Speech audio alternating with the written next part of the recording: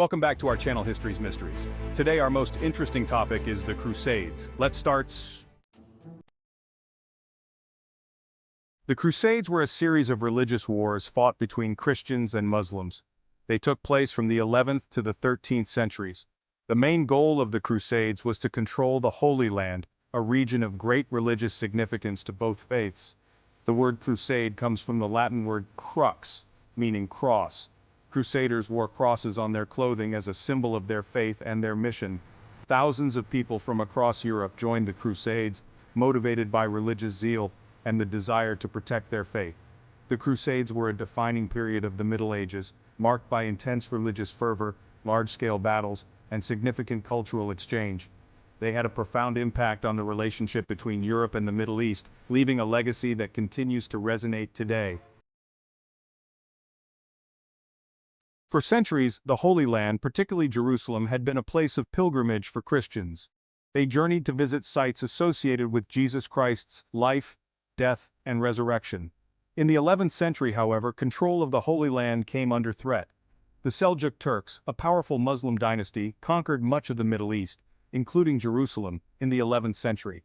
They disrupted Christian pilgrimage routes and were accused of mistreating Christian pilgrims. This sparked outrage in Europe and calls for action to protect the Holy Land. In 1095, Byzantine Emperor Alexios I Komnenos, facing pressure from the Seljuk Turks, appealed to Pope Urban II for military aid.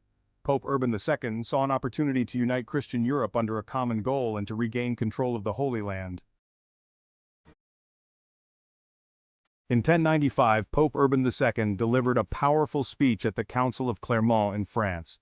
He called on Christians to take up arms and liberate the Holy Land from Muslim control. This ignited a wave of religious enthusiasm across Europe, marking the beginning of the First Crusade. Thousands of people, from peasants to knights, heeded the Pope's call and joined the crusade. Motivated by religious zeal, the promise of salvation, and the desire for adventure, they embarked on a perilous journey to the east. The First Crusade, despite its lack of central leadership and logistical challenges, proved surprisingly successful. The Crusaders captured Jerusalem in 1099, establishing several Crusader states in the Levant. This victory marked a high point for the Crusaders and solidified their presence in the Holy Land. The First Crusade was marked by the emergence of several key figures who played pivotal roles in its success. These leaders, driven by religious conviction and military prowess, became legends in their own time. Godfrey of Bouillon, a French nobleman, emerged as a prominent leader during the siege of Jerusalem. Known for his piety and military skill, Godfrey was offered the kingship of Jerusalem but refused, taking the title of Advocate of the Holy Sepulchre instead. Raymond IV of Toulouse, another influential figure, led a large contingent of crusaders from southern France. His experience and resources proved invaluable to the Crusades' progress. Bohemond of Taranto, a Norman prince, also played a significant role, demonstrating his military acumen during the siege of Antioch. These leaders, each with their motivations and ambitions, shaped the course of the First Crusade. Their victories and defeats became enshrined in chronicles and songs, solidifying their place in history as heroes of the Crusades. Section 5. Shifting Sands, the Second and Third Crusades. Following the First Crusade, Muslim forces regrouped and launched counterattacks, aiming to reclaim lost territory. The Second Crusade, from 1147 to 1149, led by King Louis VII of France and King Conrad III of Germany, aimed to reinforce the Crusader states, but ended in failure. The Third Crusade, from 1189 to 1192, was a response to the fall of Jerusalem to Saladin, a powerful Muslim leader. This crusade was led by three of Europe's most powerful monarchs: Richard I of England, also known as Richard the Lionheart, Philip II of France, and Frederick I, or Barbarossa, of the Holy Roman Empire. Despite some victories, such as Richard I's capture of the port of Acre, the Third Crusade ultimately failed to recapture Jerusalem. However, Richard I negotiated a treaty with Saladin, allowing unarmed Christian pilgrims access to the city.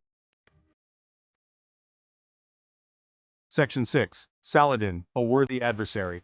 Saladin, a Kurdish Muslim leader, emerged as a formidable opponent to the Crusaders. Known for his military brilliance, strategic acumen, and chivalry, Saladin commanded Muslim forces and successfully recaptured Jerusalem in 1187. Saladin's capture of Jerusalem sent shockwaves through Europe, prompting the Third Crusade. During the campaign, Saladin and Richard I engaged in a series of battles and sieges, showcasing their military prowess. Saladin's willingness to grant concessions to the Crusaders after their defeat further cemented his reputation as a just and honorable ruler. Saladin's legacy extends beyond his military achievements. He is remembered for his administrative skills, his patronage of the arts and sciences, and his efforts to promote justice and unity within the Muslim world. Saladin remains a respected figure in both Western and Islamic history. Section 7, Beyond the Holy Land, Crusades in Europe. The concept of a crusade, initially focused on the Holy Land, expanded over time to encompass other conflicts within Europe. These campaigns, sanctioned by the papacy, targeted various groups deemed heretical or a threat to Christendom. One such example is the Albigensian Crusade from 1209 to 1229, launched against the Cathars, a religious sect in southern France deemed heretical by the Catholic Church. This crusade, marked by brutality and destruction, highlighted the growing influence of the papacy in European affairs. The Baltic Crusades, spanning the 12th and 13th centuries, were directed against pagan tribes in the Baltic region. These campaigns, driven by a mix of religious, political, and economic motivations, led to the Christianization of the Baltic states and the expansion of German influence eastward. Section 8. The Legacy of Faith, Religious Impacts. The Crusades had a profound and lasting impact on the religious landscape of both Europe and the Middle East. In Europe, the Crusades initially strengthened the authority of the papacy, which played a central role in calling for and directing the campaigns. However, the Crusades also exposed tensions within the Church, particularly regarding the use of violence in the name of religion. The failure of later Crusades led some to question the Church's authority and its claim to divine guidance. In the Middle East, the Crusades led to increased interaction between Christians and Muslims, albeit often in the context of conflict. While the Crusades did not lead to widespread conversions to Christianity, they did contribute to the development of distinct Crusader cultures in the Levant, characterized by a blend of Western European and Eastern influences. Section 9. A World Transformed Political and Economic Consequences. The Crusades had far-reaching political and economic ramifications that extended beyond the immediate regions involved in the conflicts. In Europe, the Crusades contributed to the rise of powerful monarchies, particularly in France and England. The Crusades created a need for increased taxation and military organization, strengthening the power of kings at the expense of feudal lords. The Crusades also opened up new trade routes to the east, bringing luxury goods, spices, and new ideas to Europe. This influx of Eastern goods and knowledge contributed to the decline of feudalism and the rise of a merchant class. The Crusades also led to increased cultural exchange between East and West as Europeans were exposed to Islamic art, architecture, science, and philosophy. Section 10.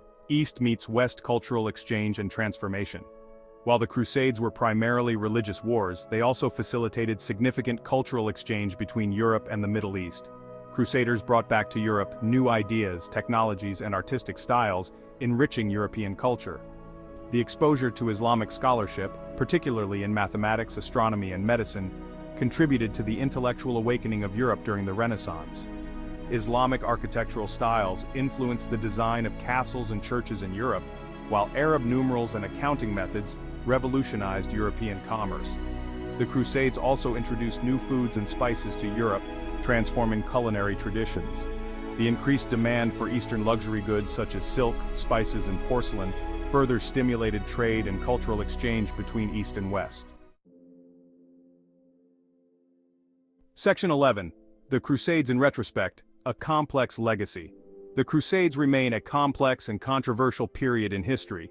They were a series of religious wars driven by a complex interplay of faith, politics, and economics. The Crusades left an enduring legacy, shaping the relationship between Europe and the Middle East for centuries to come. The Crusades are often remembered for their violence and bloodshed, but they also had positive consequences, fostering cultural exchange and contributing to the intellectual and economic development of Europe. The Crusades continue to be a subject of debate and interpretation, reminding us of the enduring power of religion and the complexities of human history. It is essential to approach the study of the Crusades with nuance and sensitivity, recognizing the diverse perspectives and experiences of all those involved. Understanding the Crusades requires moving beyond simplistic narratives of good versus evil and recognizing the complexities and contradictions inherent in this pivotal period of history.